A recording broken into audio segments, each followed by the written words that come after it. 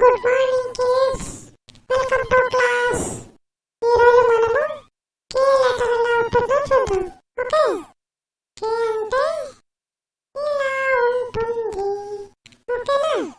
అప్పుడు మనం ప్రాక్టీస్ చేద్దాం ఎలా రాయాలని చెప్పి. ఓకే, ఇలా స్ట్రైట్ లైన్ రాసి కే